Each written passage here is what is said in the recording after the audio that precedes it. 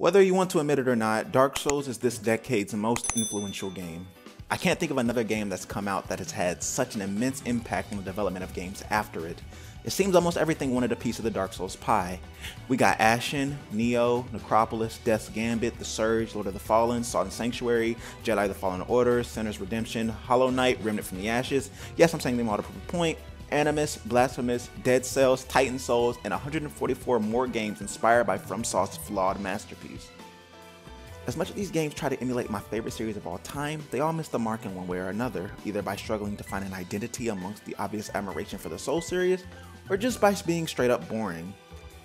Code Vein succeeds in a lot of areas where its contemporaries failed and even in some ways surpassed the source material. Now, let me be clear. Code Vein is in no way, shape, or form better than any of the Dark Souls entries. However, there are things about it that I would love to see in an official FromSoft release. Allow me to start by saying Code Vein has the best character creation I have ever played. It is absolutely overflowing with different ways to make the perfect avatar for you to explore its world with. I want to immediately give it props because for once, a game with character creation actually has good looking dreads. Listen, I'm a brother, so when I saw that I could make my waifu look like Little Uzi Vert, I immediately knew I was going to have an amazing time with this game. After spending way longer than I normally do in character creation, I was thrown into this game's tutorial. The first thing I noticed was that the music was phenomenal and the environments didn't look half bad. The game ran at a smooth 60 frames per second most of the time, and the game actually took the time to break down how its mechanics work. I was falling in love with Souls all over again as I fell back into my normal Souls-like strategy of circling around the enemy until an opening showed itself. The attacks feel good and you're able to dash without much animation lockout. The combat is really solid and something that completely exceeded my expectations. This game is a little bit on the faster side, but not as fast as Bloodborne and Sekiro. I probably would place it a little bit faster than Dark Souls 3, but not as fast as Bloodborne. You could probably argue the combat in this game is more hack and slash than your normal Dark Souls combat, but in all honesty, who gives a fuck? It's fun, and the many weapon types you get adds an extra layer to figuring out your playstyle before you step foot in the game's world. The story starts out with the biggest titties I've ever seen in a Souls-like. Your character wakes up in a desolate city, and after interacting with this unit of a woman, you slowly drag yourself to a tree, and you're given the first real taste of the game's story. Now, I don't know about you guys, but vampires are corny. Personally, I never liked them. Not in Castlevania, not in True Blood, not in Twilight, and guess what? I still don't like them here. I want to be upfront and be completely transparent in my critique of this game by saying I did not focus on the story whatsoever. And the reason is because I know myself and I know as soon as vampires were involved, I would clock out of the story. So this video will be more of a critique of my experience with the game, and if you're looking for a deep dive in this narrative, then unfortunately my video isn't for you. But I think you could argue that for games like these, gameplay is king, and if the gameplay is solid, then the story doesn't really matter. The tutorial level is pretty straightforward, nothing too difficult. You're introduced to the partner system, and in all honesty, I kinda like it. In my playthrough, I kept a partner, but I know some Souls players like to go into these challenges alone, and you can do that. However, I stuck with the partner because if they're willing to give you an AI partner from the jump, I think it's safe to say the developers intended this game to be played either multiplayer or alongside this AI partner. As you traverse this area, you are given more information on how the game's mechanics work as well as how its currency works. Souls players will feel right at home and casual newcomers shouldn't find much issue with the game on a mechanical level. At the end of the tutorial level, we come across the first boss, Oliver Collins. Oliver is a pretty simple boss. His attacks are slow and telegraphed and leaves plenty of opportunities for the player to get some damage in. When he reaches about 50% health, he has a Dark Souls 3-esque transformation that doesn't really change the flow of battle. This is a fantastic tutorial boss. Up until this point, the game shows you straight up what you're going to get out of it. Anime titties, solid combat, and epic boss fights. After beating Oliver, you make your way to home base, which serves as a hub world that you'll constantly be coming back to throughout your time with Code Vein. This is meant to be a haven, but for some reason there wasn't any music. This actually bothered me, and I spent a few minutes exploring, not because I was necessarily interested in any of the characters, but because I was truly wondering why there wasn't any music. My search led me to a jukebox, and once I interacted with it, an extremely edgy emo power ballad started blasting through the speakers. I like my fair share of emo music, however I felt this music didn't fit whatsoever. I saw this as a place to react, so I was expecting something a lot slower. I also found a mirror to change my character's appearance, something I used more than most of the other services available to me while in home base. Being able to change your appearance at any time is another small thing that's a big deal to me. Most of the time after creating a character, you aren't able to change anything but their clothes. And even though the mirror had some limitations, it was still cool that I was able to constantly style my character to my liking. After roaming home base for about 15 minutes, I realized something. I was lost. I had zero idea what I was supposed to be doing. If you interact with the bulletin board, it's supposed to give you your next objective, but the little bit of information I was given didn't really help me at all. I ended up having to look up the next step in my journey, which annoyed the ever-living fuck out of me. Once I figured out where to go, I immediately headed to the next location where I ran into another issue in this game's performance. I know I praised the game earlier in the video for running at a smooth 60 frames per second, but in certain hallways the FPS tanks. It's obvious that these hallways are loading zones, but it still confused me how this game with all the particles and flashy visual effects could eliminate these dips in frame rate. Something else I noticed as I continued to explore this game and what it had to offer is that the loading screens were a bit on the longer side. Normally this wouldn't bother me, but when you're playing a challenging game emulating a Souls-like, then you're going to die a lot. This could easily make 30 to 45 second loading screens a problem and can easily turn people off your game. So I think I played the game out of the intended order because I had a lot of trouble with the next location. Navigating the Howling Pits wasn't necessarily the problem, it was more so the boss. Invading Executioner is aesthetically pleasing, but this is an insane jump in difficulty coming off of Oliver Collins. At the time, I thought this was the second boss, even though I know now that I skipped a location. Her attacks are cool, with flashing and mesmerizing animations, but man did this chick fuck me up over and over and over again. She's aggressive, her dash does a little bit too much damage, she has really iffy hitboxes. She doesn't give the player enough time to catch their breath, especially if you're using a slower weapon like how I was. Now remember, I was definitely underleveled for this fight, so that easily explains how I struggled so hard, but without a reliable progression path, how was I supposed to know that I could go somewhere else? After I spent nearly 30 minutes roaming home base looking for any clue of my next location, I think I just latched onto the first answer I found instead of making sure I was properly leveled for the next location. I can't really hold this against the game because it was my fault. I wandered into somewhere I wasn't supposed to be, but at the same time I had no idea that I would struggle so hard, because I didn't struggle at all traversing the environment leading up to the boss. After defeating her, I made my way back to home base, and after having to look up where to go again, I made my way to where I was actually supposed to go before coming to Howling Pits. There really isn't much to say about this area since it's in... Jeez, it's hard to say that. There really isn't much to say about this area since it's an extension of the tutorial area, but we can talk about the Butterfly of Delirium. This boss has a really cool design and really made me believe that this game has some of the coolest bosses I've ever seen in a Souls-like. However, that statement doesn't excuse this boss of its issues. The Butterfly has some really peculiar hitboxes and she moves in a way where you aren't sure what will hurt you and what won't. Some of her attacks cause her whole body to become active with damage, and other attacks only cause her tail to become active with damage, so this can make damaging her frantic attacks a bit tedious. After beating her, I found myself paying attention to the story a bit, and I must say for a game like this, the English voice acting is definitely above average. That's it, that's all I have to say about the story, for now. Insatiable Despot... Is it Despot? Insatiable Despot is a complete joke of a boss fight, and as much as I want to get away from it, the story piqued my interest yet again with its obvious fan service and anime writing. Now, if you like anime writing and other anime games, you probably won't have any issues with the over-sexualization of the female characters. Moving on, the next area, Cathedral of the Sacred Blood, looks nice and it serves its purpose of being in the game's Anor Londo. However, this place is home to a few issues with progression and difficulty spikes. Some of the enemies here also have some weird hitboxes that weren't present in any other location in the game. I haven't talked about this yet because it wasn't that big of an issue until I got here, but let's talk about it now. This game has an invasion mechanic where you cross a certain threshold and a bunch of empowered enemies will spawn in waves in an attempt to outnumber you.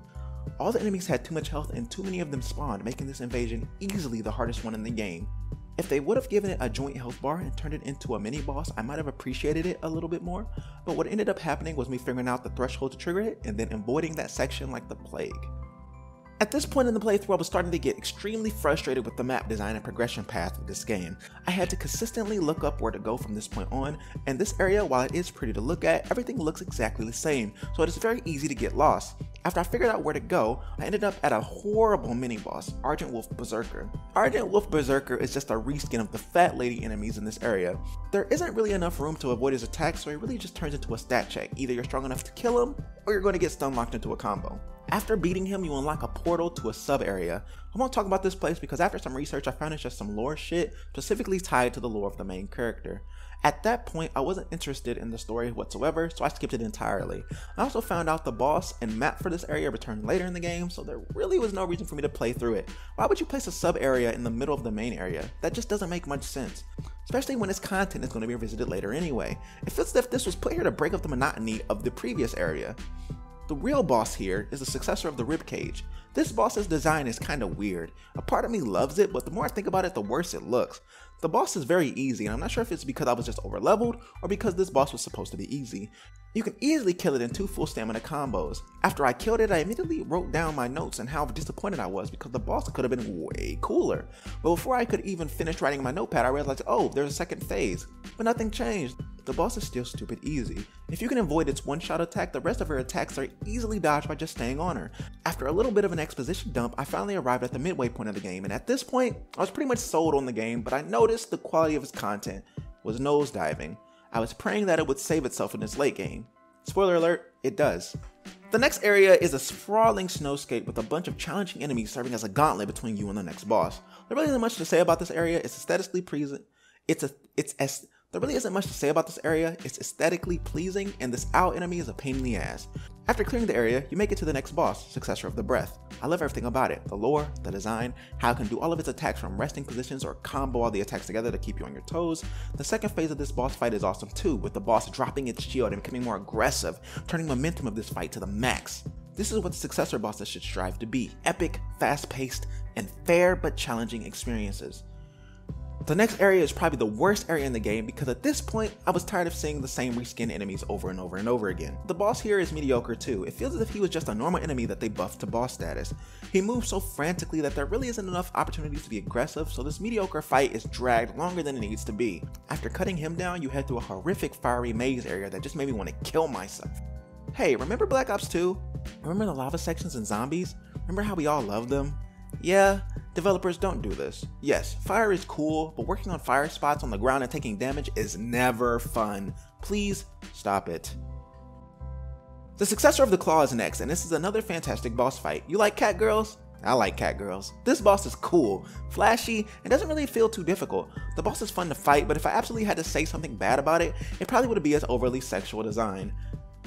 Now, I think that people should have artistic freedom. If someone wants to draw big titty anime girls, then goddammit, they should be able to draw big titty anime girls. If they don't want any overweight or black girls or trans girls in their product, then guess what? They don't have to have it in their product. I don't think having a bunch of curvy women makes the developers bad people, and I may just be ignorant about this, but I don't think it's fair to force developers to put in overweight women, sexy women, transsexuals, people of color. I just don't think it's necessary in every story. A character's race, sexual orientation, or even their body build means jack shit to me. If it's a good character, it's a good character. I could think of plenty of fantastic female characters, and I could think of plenty of fantastic male characters. I could think of some great transsexual characters too, now that I think about it. I'm going off a little bit off script here, but holy fuck, like, like, you don't have to force these things into everything.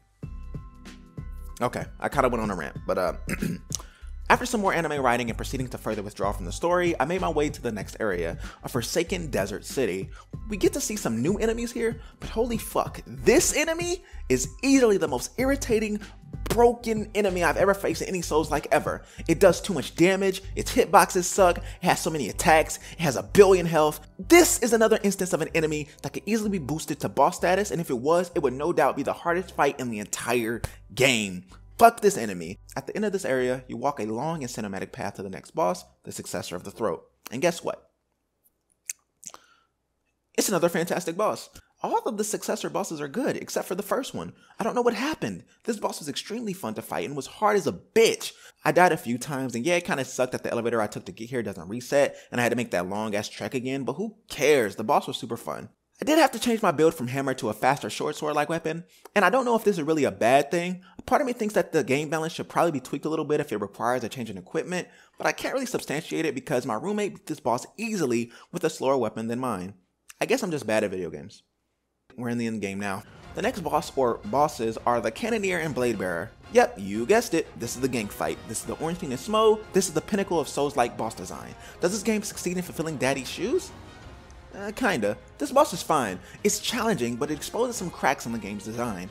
I didn't talk about it now, but I think I can finally bring up just how inconsistent the ally healing is. When you get low in health, 7 times out of 10, your partner will sacrifice some of their health in order to heal you. When this works, it can be the edge you need to make it to the next checkpoint or land that final blow on the boss, and I don't know if I was just unlucky, but holy fuck, in this specific fight, my partner never healed me. I came so close to beating this fight multiple times, and those heals would have been the push I needed to overcome this obstacle. But nope, my partner would just continue comboing for minimal damage while I fell in battle over and over and over again. 2 hours and many curse words later, I overcame the duo and made my way to face Juzomito, the main villain of the game. This boss sucks. I armored up for this fight and he still was doing 1200 damage to me with certain attacks. He has a one-hit slash that is 100% impossible to dodge.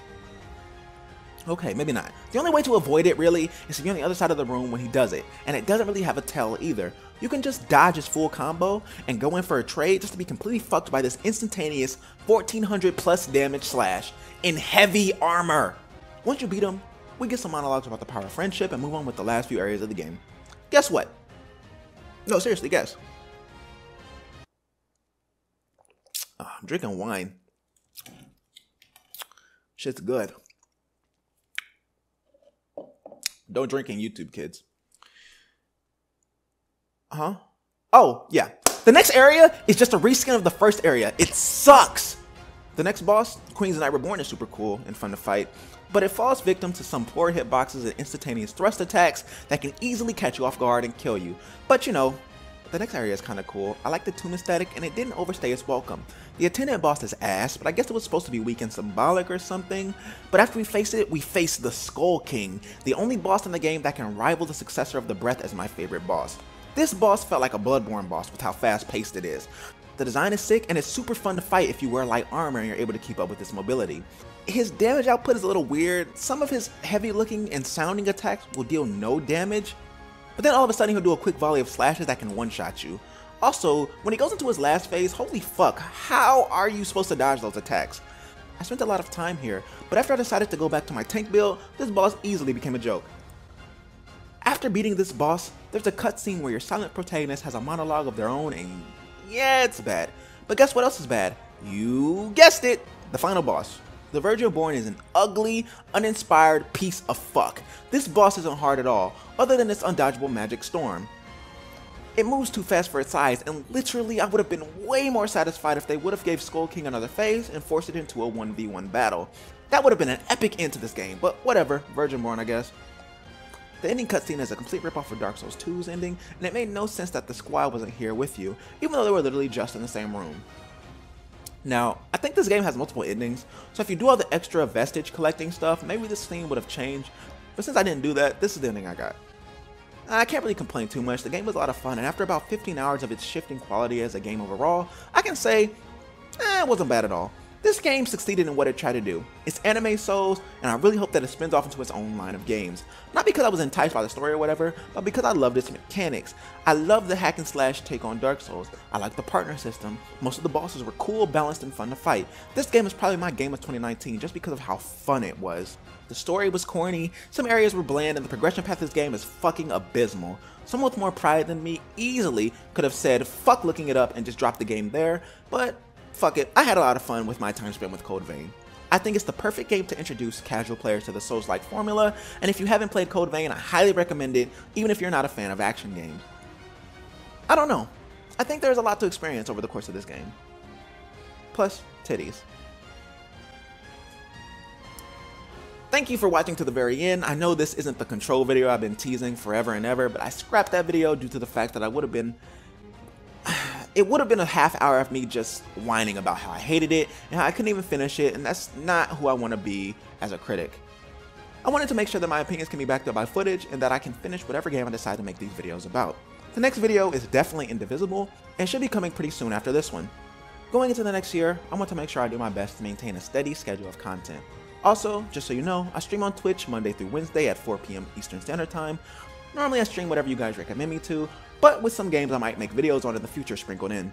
After the holidays, specifically on January 6th, I will be continuing my playthrough of Legend of Zelda Skyward Sword, so I would really appreciate it if you came and hung out. I appreciate again you making it to the end of the video, and I hope to see you next time. Don't forget to like, subscribe, and smash that motherfucking bell, and leave me a comment. What did you like about this video? What did you hate? Think my opinion is super trash? Let me know. I'm always down to further the discussion in the comment section. Thank you again. I hope you all have a fantastic new year.